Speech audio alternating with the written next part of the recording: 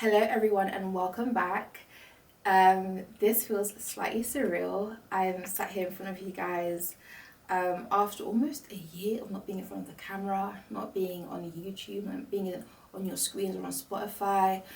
But I'm back nonetheless. And if you've been here since Evergreen days, you may be wondering, where did you guys go? What have you been up to?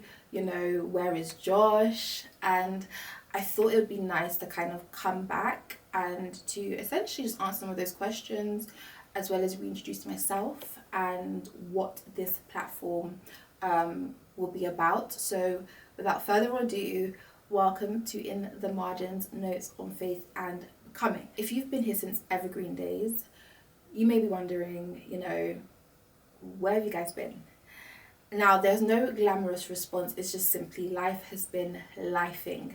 When you push your mid-20s, as I am now in my mid-20s, life gets really full really quickly. There are many beautiful moments. I don't know if I said on Evergreen, but I'm now finishing up my master's, which took 2 years, so I was doing it part-time, but literally in the final stretch of my master's. I'm currently writing my thesis alongside work, alongside just the responsibilities of adulthood. So that's literally where we've been. We've just been, doing life and kind of just, doing that off camera essentially. I think a more kind of critical, paramount question you may be wondering is, where is Josh? Now, guys, it really pains me that he's not even sat here with me to record this episode. And I wish he was. I wish he was here to kind of articulate and explain, where he's been, what he's been up to. But in short, we had a discussion, and when we were thinking about the podcast and its future and its direction, he decided that it would be best for him to just take a step back and to focus on his various responsibilities. Nothing crazy, nothing mad. It's just, as I said, life has been lifing, and we're not the kids we once were when we started the podcast. When we first began, I think I was 22, 23, and I remember getting a text message from Josh saying, I've had this crazy idea and I'd love to start a podcast with you. And I remember texting him back saying, you want to kill me. You want to kill me. But anyways, we did it. I think we recorded, I want to say 3 seasons. We did it. And if you watch those videos back, it's so funny. It literally looked like I had a gun to my head, and Josh had promised me Nando's afterwards. But we had more time. We had more time in our early 20s. We were at the start of our careers. But just as time has gone on, it's been quite difficult to balance. And naturally, you may be wondering, why are you doing it if Josh can't?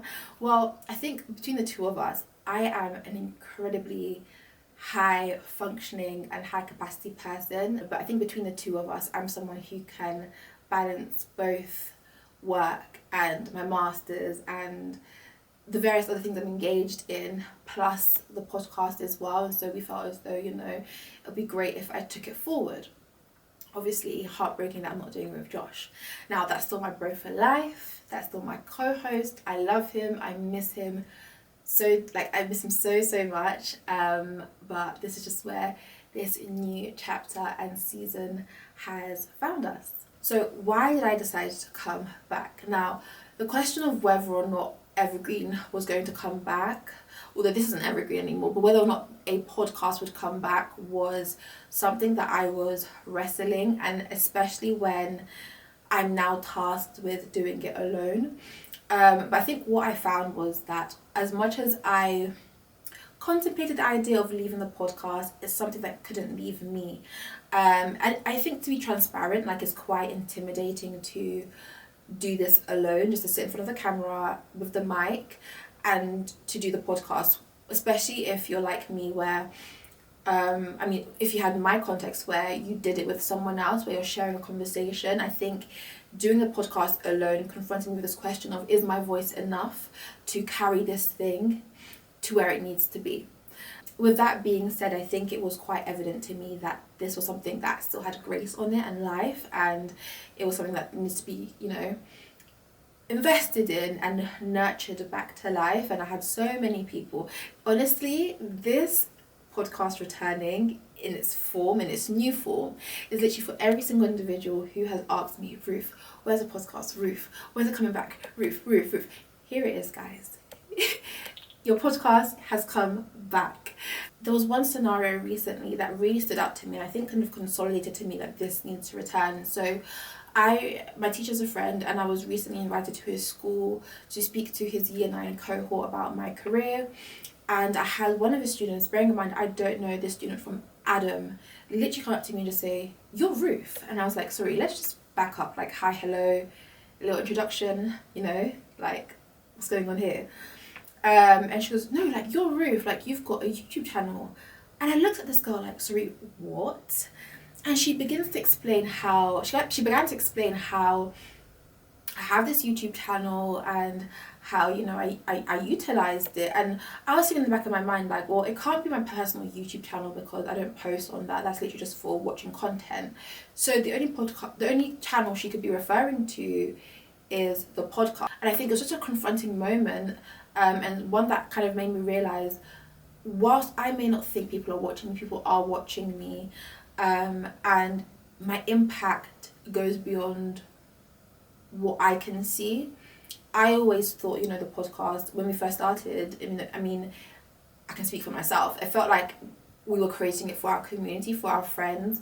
But in that moment when my friend's student came up to me, I was like, wow, like, someone who I've never met, provided the student was probably stalking my friend, of course, but just, I think the fact that, someone I'd never met had stumbled upon the podcast and was able to kind of recognize me and see what I was doing was quite, sobering. And I think with all of that being said, I think it kind of just reminded me that, I'm going to take this podcast in its new form, into its new chapter, and to kind of just continue. That's literally what I think I kind of conclude from that interaction with the student, that, there's still life on this thing, there's still grace on this podcast.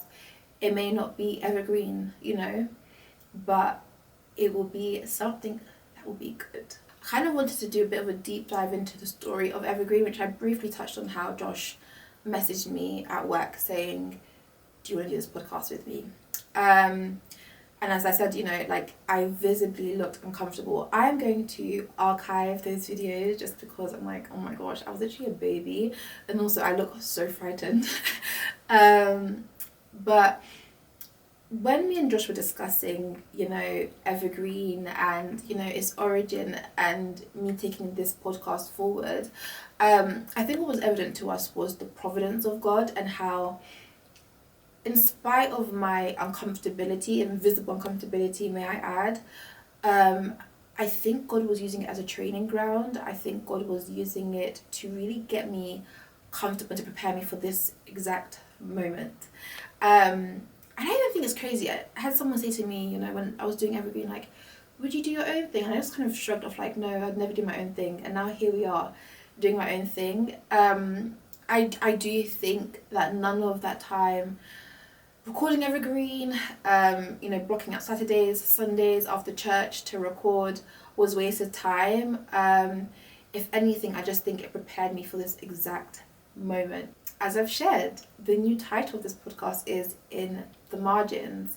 And I just thought it'd be good to explain a bit about my thought process behind In the Margins, why In the Margins, its strapline, its aim, its heart, all of that good stuff. So if you want a transparent story, I typed in good podcast titles based on what I was trying to do with this platform into ChatGPT, and it gave me In the Margins. That's me being brutally honest.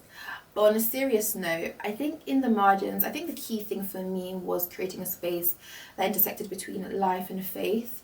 That place where, you're like at school, you'd have like the margins and like you'd scribble down your notes, and it was almost like a place where you jot down, your thoughts and whatever. Having a space like that where you're able to kind of just explore your unfiltered and raw thoughts, and specifically as it pertains to life and faith, and just navigating the space between, and just navigating that space of being, you know, in your mid-20s or in your 20s, just being a young adult really, but then also kind of navigating the pressures and just real questions of life, and how we do that from a faith perspective. And so that was kind of my heart behind this particular platform. Another thing to kind of mention is when we Josh and I started Evergreen, I feel like every episode will be me saying Josh and I. But when Josh and I started Evergreen, it was really important for us to position ourselves as people journeying alongside our audience. I think it was really important for us not to create a platform where we positioned ourselves as teachers or as those who knew more. Effectively, Evergreen was a signpost, and I really want to maintain that at the core of In the Margins. In the Margins is not about me, it's not about me positioning myself as a teacher, as an influencer. Rather, it's about me creating a space where I can explore real life questions, real life issues in a practical way. You'll come to find out I'm a very practical and pragmatic person, especially as it pertains to faith, and so that's really important to me. So although the podcast title has changed, the heart and mission and vision of this podcast is not. Evergreen, it lives on in those very things, and it will inform a lot of how I do things. In the Margins will serve as a signpost to resources and individuals who have gone ahead in life, and I just hope to create a space where we can just have open dialogue. So one thing I noticed about Evergreen was I felt as though we didn't introduce ourselves properly on the podcast. So I thought I would do that on this particular episode. You get to find out who I am, what my icks are, what my personality is like, what I do for work, my masters if you're curious, my dislikes, my likes, all that good stuff. My name is Ruth, as you probably already gathered. I'm going to be 26 in the summer, which is like so crazy to say. I'm a communications lead working in higher education, which effectively just means translating very complex research to the public, as well as leading on internal communication, so just ensuring that everyone across my department is aware of what's going on. A lot of the research, well, not even a lot, the research that I write about is tech, so I work with computer scientists, so a lot of my time is spent writing about big data, or as I like to say, big data, machine learning, artificial intelligence. I started off my career at Warner Brothers working in communications for a couple of years, which was cool. For my undergrad, so I went to Warwick. Big up Warwick. I love Warwick. Down. Like, amazing people. And fun fact, I wasn't meant to go to Warwick. I actually had an offer to go to Oxford University to read history. Then results day happened. Traumatic story. But I ended up going to Warwick to read history. And now I'm currently at the London School of Economics studying international, social and public policy with a specialism in education policy. It's a mouthful to say. What else? I'm Congolese, I'm a firstborn. In fact, let me go back to the Congolese fact.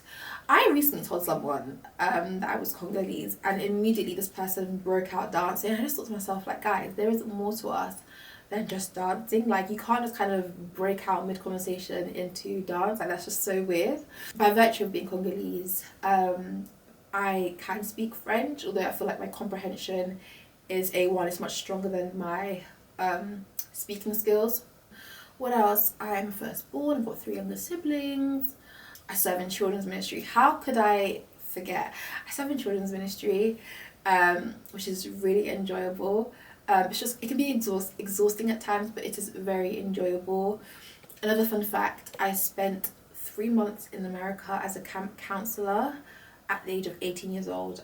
How my mum let me do that, I do not know, because I would never let my siblings do that. But it was a really enriching and stretching emphasis on stretching experience. So outside of work, my master's in children's ministry, I also model and muse for makeup artists, and as of lately, more so for hairstylists as well. I've been doing that for like 3 years. Shout out to my glam team, Crislux Beauty, who has beat my face today, and Mahina, or by Mina Amor, so by Minah Amor, without a U, who has done my hair. Honestly, like, I have been able to be, I have had the opportunity to be exposed to some incredibly talented and just pure-hearted people in the industry, so that's super fun. At heart, I am a introvert, guys. Like, I am so introverted. This is the funny part. I think this is where people are going to be like laughing, those who know me personally. I'm a very sociable introvert, so it's not uncommon for me to have days that are double booked because I've got to go to 2 different functions. It can be quite like paradoxical, but I think it just boils down to 1, my personality type, and also number 2, my name Ruth. It means compassion or compassionate friend specifically. So I just think, you know, I'm just living out my name. That I love my time alone. I love being in my room. I love my own company.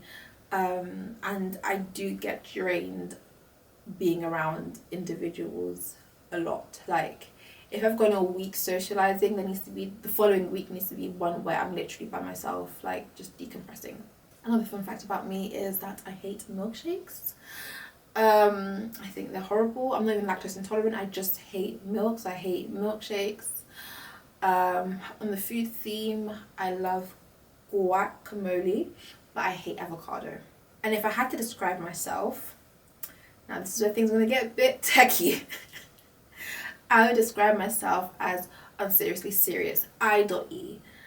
You know, I show up to work. I do a fantastic job, if I don't, you know, toot my own horn.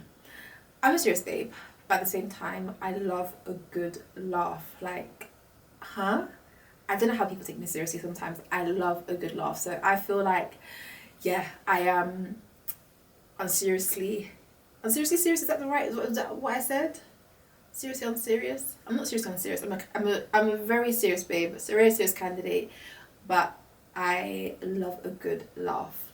So I am, that's it, unseriously serious. Another thing to mention is that I am a Christian. Now, when I was thinking about, you know, this segment of the reintroduction part of the podcast, I thought it'd be really important and I think good to explore my testimony, especially considering the fact that it will mark exactly 10 years since I gave my life to Christ. I gave my life to Christ a week before my 16th birthday. And I think at the center of my story is really this, I think there's 2 things. One is answering this question of, you know, like, how can I believe in you, God, and how can I believe you're a good God if you've allowed me to experience so much pain and suffering? And then number 2, how do you use my brokenness and my weaknesses for your glory? If I'm also being very honest as well, I think it was impressed upon me to do this because I think when people meet me, I think they see a very polished, put together, articulate young lady,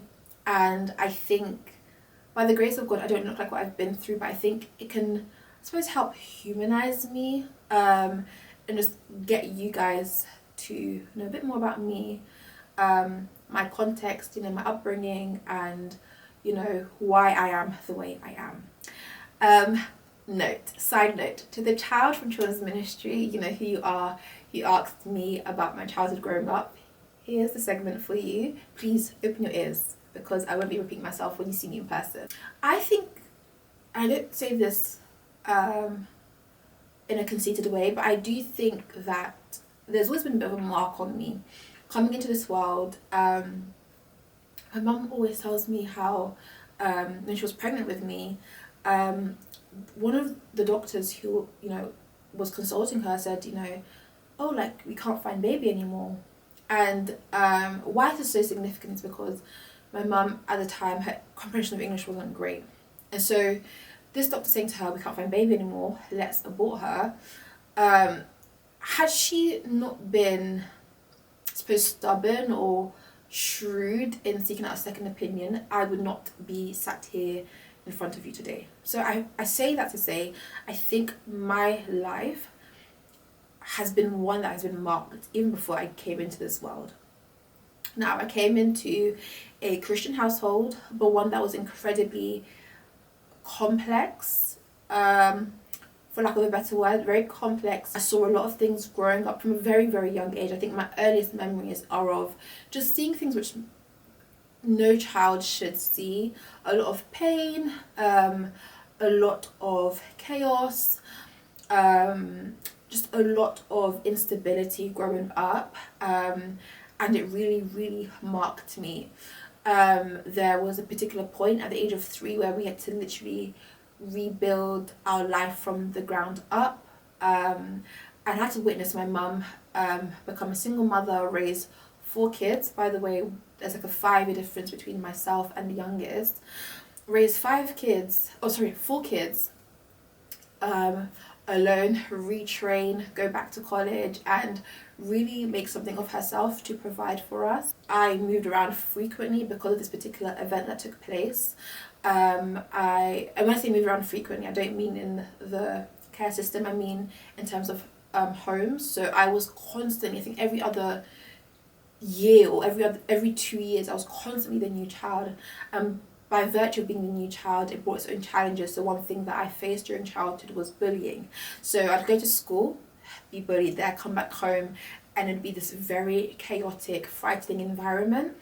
I remember like being 5, 6, 7, just kind of wondering, God, why did you put me in this family? Like, God, like, do you even rate me? Like, do you see me? With all of that being said, I think there's always been a pull and a desire to believe in God in me, even as a child, even in the midst of seeing chaos and pain and different things, and I've seen quite a bit. There's always been something in me that has hope that God is real. I remember being in school and being bullied, but still, speaking to the Holy Spirit at the age of 6 and just saying to the Holy Spirit, like, Holy Spirit, like, I'm scared, like, I'm alone and I don't have any friends and stuff like that. So there's always, I think, within me a desire, or a love for God, I should say, in spite of the suffering I went through as a child. And I think what made this suffering particularly complex, even as I just recount it, I'm just kind of reminded of feeling as though, I think it's one thing to suffer by virtue of your own consequences, but I think it's a completely different thing to suffer as a victim of someone else's choices. And that was my experience growing up, where there was no open door that I opened. There was no, action or choice I made that led to my suffering, just by virtue of just being, a victim or of decisions that were beyond my control, I think one way to describe my experience growing up was, it was very much like I experienced what Job experienced from the moment I touched this earth. Yeah, I experienced what Job experienced, and it went on for decades. I just carried a lot as a child, especially as the firstborn. But I still go to church. I'd still, participate. As I said before, like, I think there's always been something in me that has, I've always had a soft spot for God, and just wanting to believe that this is, He's real and that He cares for me. And yeah, I think there's always been an awareness for God and just a love for Him.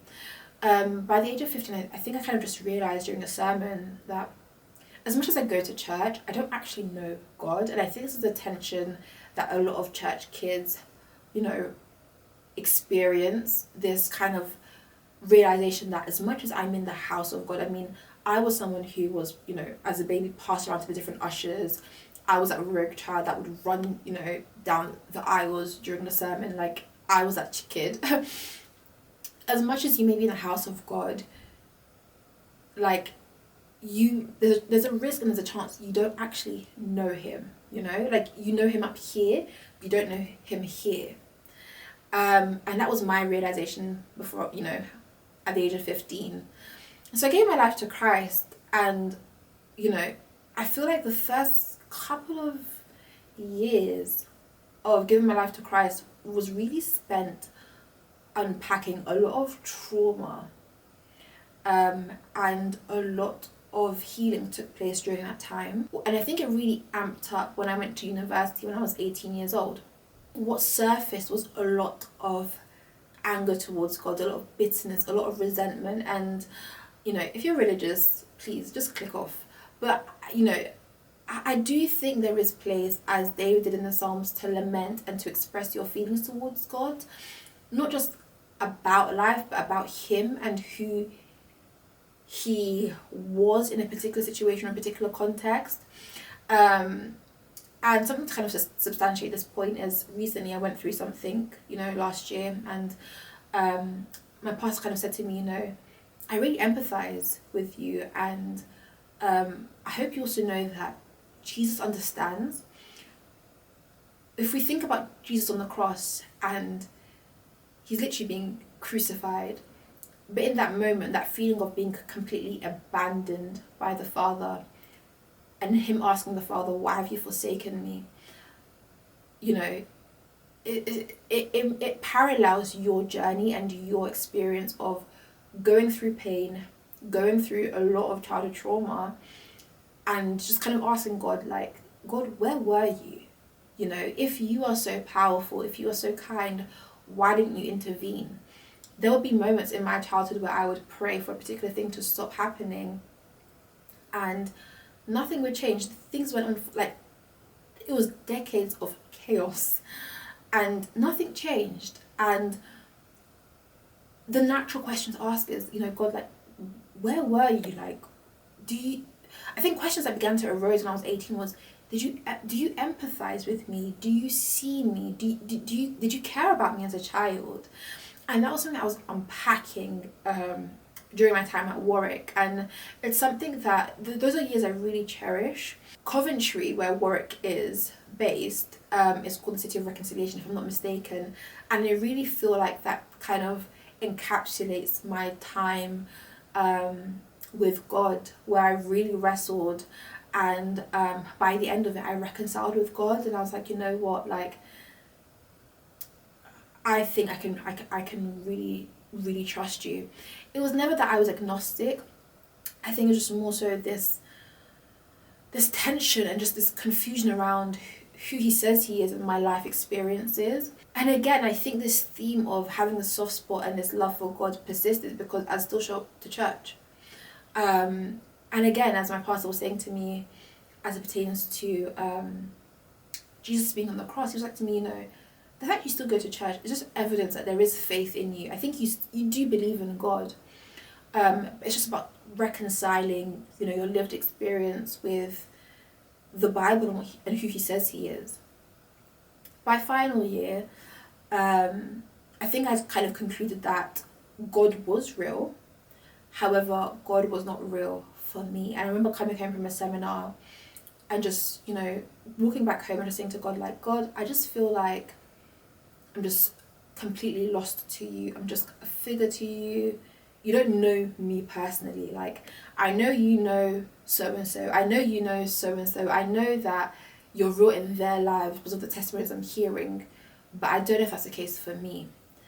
And God really met me there. I cannot even lie. I always think back to that moment of vulnerability in the autumn term of my final year, and how by the summer term, I was so convinced, no, like, God, you're actually real in my life, in spite of what I've seen and in spite of what I've been through.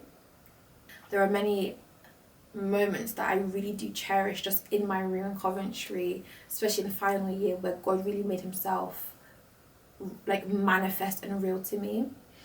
And so I say all that to say, when I gave my life to Christ and I, you know, unpacked my trauma and I went on this journey of healing, and I think it's important to caveat that there are some life experiences that will permanently scar you, and I don't think it means you haven't healed. I just think it means you've just been through life. Just as Jacob walked away from his encounter with God with a limp, there are some experiences I've been through that have left me with a limp, but I think it's just a testimony of what I've been through. After I gave my life to Christ and I went on this journey of healing, as I was saying, I still have gone through things, guys. Life hasn't been super, super sweet. I've been through things even post uni that have really, really, really shaken me. But I think this time around, I think I have, number one, the testimony of who God was to me in university to anchor me. But number two, I think I'm able to draw upon the lessons of my childhood to approach suffering differently. To approach it with steadfastness, to approach it with a level of strength, to approach it with a level of resilience. Whilst I do not wish I went through certain experiences growing up, I am grateful for the fact that it has built it within me resilience, and it has built within me a level of compassion and empathy as it pertains to my Christian faith, the world around me. I'm able to really empathize with other people and to really show up in a practical way in my friendships with other people, just because I know what it's like to go through certain things and how I would have liked to have been engaged with going through certain things. I think all of those experiences has enabled me to approach suffering now with a different lens, but to also understand how God can use your weakness for his glory. God can still use you in spite of, your limp and your scars and your bruises. So yeah, that is kind of a bit about me and my testimony. By the grace of God, I'm a Christian. That's literally what I would say, because I've seen enough to kind of say, you know what, God, this Christian stuff, yeah, it ain't for me. But by the grace of God, I can see looking back that soft spot I mentioned, yeah, it shows up even in adulthood, because there are moments where I may go through something and I'm like, God, right now, you're not my mate. But we'll make it work. We'll sit here together, lock the door, and we'll make it work. We'll come to a solution. We'll get to the bottom of things. Either I'm wrong or you're wrong. And obviously I know that he's not wrong. But we'll get to the bottom of things and we'll make it work, because I know deep down that you are real. So that's a bit about me. Kind of, why I am the way I am. Why I am quite practical in my perspective of Christian faith. I went through things growing up, and I think I saw the church's lack of response. And that has really informed how I desire to show up when it comes to other people. So yeah, I am a Christian today by the grace of God. I'm not a Christian by virtue of my own strength, my own wisdom, my own intellect, purely by the grace of God. I can sit here and say, irrespective of my experiences, irrespective of my trauma, I believe in God. I'm a Christian, and I can also say that he is good. And it took me a while to get to that point, but I can say confidently he is good, and he has shown himself to be faithful in so many ways. Someone like me shouldn't be sat here today, completing my master's from one of the best schools in the UK and in the world. The stats are very clear about children from single parent households, especially low socioeconomic households, but by the grace of God I'm here. So that's a bit about me and my childhood and just me growing up, and kind of what led me to give my life to Christ, and what my experience with Christ was like post giving my life to him. I never had a wild phase. If any of my kids from Sunday school are curious, I never had a wild phase during uni. That's just not my nature. I think someone recently asked me why didn't you have a wild phase? And I think it's a principle that I carried over from childhood. My mum was very, and I said this on Evergreen, she was very intentional about creating a spiritual climate didn't add to the chaos of our childhood and our upbringing.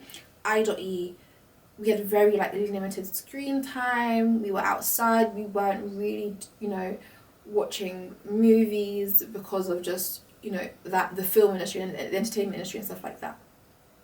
Secular music wasn't really a thing in my household. So I think it just was really intentional about just, controlling the chaos and doing so by not opening further doors.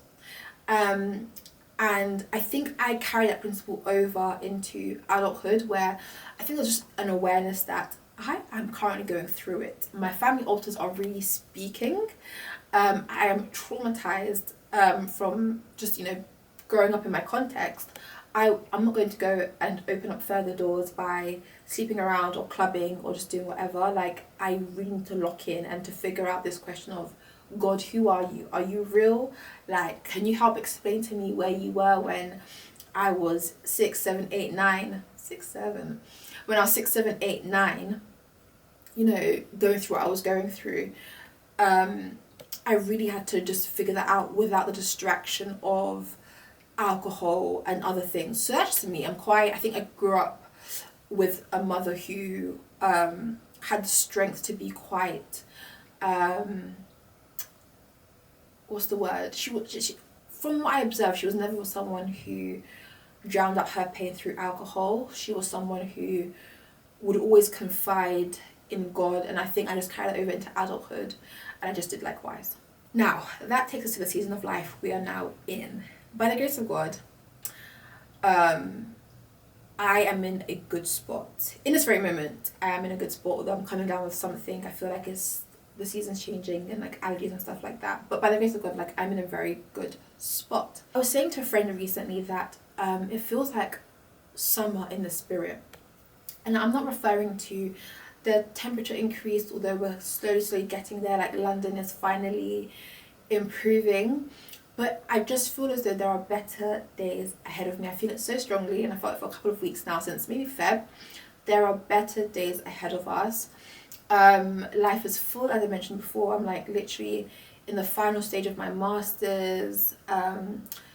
Recently transitioned into a new job, so I've been doing that for the last couple of months. I'm gonna say like we're coming up to the November, December, January, Feb. We're at the four-month mark, so relatively new. If you guys have me on socials, you will know I have been a bridesmaid-aholic. Emphasis on bridesmaid-aholic, as in I have been, in the space of 6 months last year, I was asked to be a bridesmaid 3 times. I'm now maid of honour for a wedding in October, and I said after this wedding, I'm hanging up the boots. I'm either attending a wedding as a guest or as the bride herself, because it takes a lot out of you. There's an audio on TikTok that really kind of captures my state of mind currently, like my season of life currently. And the guy, it's like, typically it would be like when you've got a final exam, and the meme or the image, the video that's playing is like of the person like tossing and turning in their bed, and the audio is we're talking Teletubbies, tipsy, that is my mind sometimes, like nearly every day. That is my mind. Like, it's just constantly on the go. Like, if it's not masters, it's work. If it's not work, it's being a bridesmaid. If it's not being a bridesmaid, it's children's ministry. If it's not children's ministry, it's just something. It's my siblings. There's just something always going on. But life is full. Now we're on to the final segment of this podcast, which is what can you expect from me, this podcast, in the margins. A friend recently asked me, is this going to be a podcast by a Christian or a Christian podcast? Now, I don't know. I really liked the question. I thought it was quite thought-provoking. I lean towards it being a podcast that just happens to be one created by a Christian. With that being said, you're not going to be getting videos from me about the 55 chambers of Eagle Dimension. Like, that's just not me. You won't be getting videos from me about how to slay Jezebel. Like, we're not doing that here, sorry. But what you will get is really practical videos. So I mentioned, for example, I've been a bridesmaidaholic, but something I'd love to do a video on, and it will be coming out soon, is how do you navigate celebrating, cheering friends on when you're not in that season, but you desire to be in that season.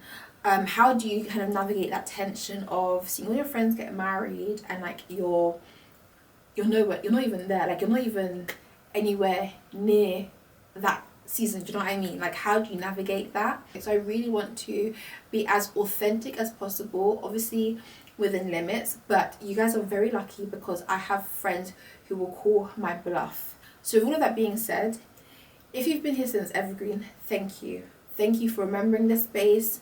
Thank you to every individual who's come up to myself or Josh and asked us, where's the podcast? When is it coming back?